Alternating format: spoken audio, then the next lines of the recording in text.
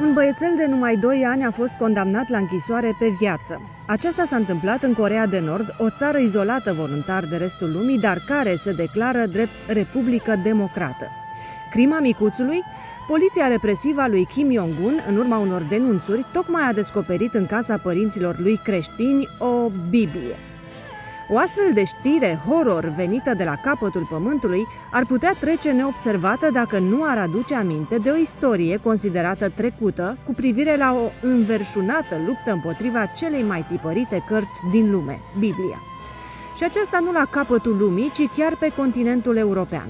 Pare de necrezut, dar din păcate istoria bulelor papale de interzicere a Bibliei în familiile creștine face parte din realitatea unei epoci numită pe bună dreptate Evul Mediu Întunecat.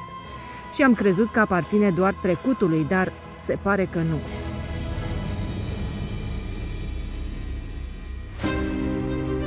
După dezintegrarea Imperiului Roman de apus, limba latină a devenit o limbă moartă, folosită doar la nivel academic. Aceasta a făcut ca traducerea latină a Bibliei, Vulgata, să fie inaccesibilă publicului larg. Pe de altă parte, traducerile în limbile europene, începând cu traducerea lui Wycliffe sau Tyndale, s-au lovit de măsuri punitive din partea Bisericii Catolice. Cei care dețineau astfel de exemplare erau declarați eretici, iar cei care le răspândeau, cum au fost valdenzii în Italia și sudul Franței, erau excomunicați sau arși pe rug. Cât despre Bibliile descoperite, acestea erau arse public în piețele centrale ale orașelor și târgurilor pentru a inspira teamă. După reformațiunea din anul 1517, apariția pe scară largă a traducerilor naționale ale Bibliei a condus în cele din urmă la Sinodul de la Trent, când Papa Pius al IV-lea a publicat Index Librorum Prohibitorum, lista cărților interzise, în anul 1559. Nefastul index fusese pregătit de temuta Inchiziție medievală. În acest document există o precizare generală prin care nicio ediție a Bibliei sau a Noului Testament în limbile populare nu trebuie în vreun fel tipărită, comercializată, citită sau deținută fără permisiunea scrisă a Sfântului Sinod a Inchiziției de la Roma.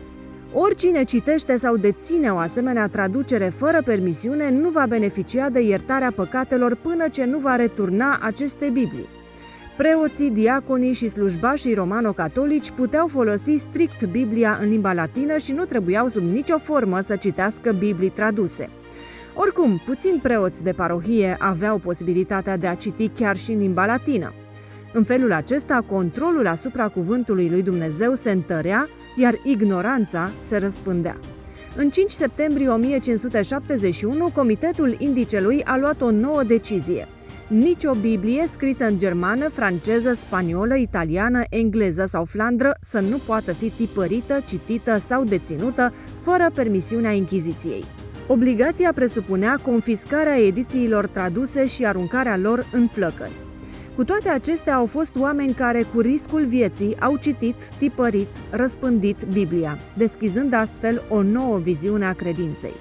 Ca și cum ororile Inchiziției n-ar fi fost suficiente, o nouă lovitură a venit: Revoluția franceză.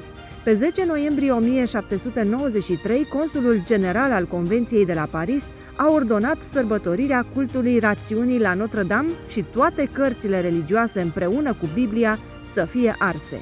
Voltaire sugera în 1776 că peste 100 de ani nu va mai fi nicio Biblie pe pământ, cu excepția celor din anticariat pentru vreun căutător curios. Și totuși, în mai puțin de 50 de ani, Biblia avea să fie tipărită în aproape toate limbile pământului. A învățat umanitatea din lecțiile trecutului? În luna mai a anului 2023, statul Utah, Statele Unite, prin hotărârea Consiliului Statal de Educație, scotea Biblia din toate bibliotecile publice, dar și școlare, gimnaziale și universitare, pentru că ar fi vulgară și ar incita la violență. În condițiile acestea, ce așteptări mai avem din partea Coreei de Nord? Se pare că acum, ca și în trecut, trebuie plătit un preț pentru privilegiul de a avea o Biblie și a citi din ea. Da, lupta continuă.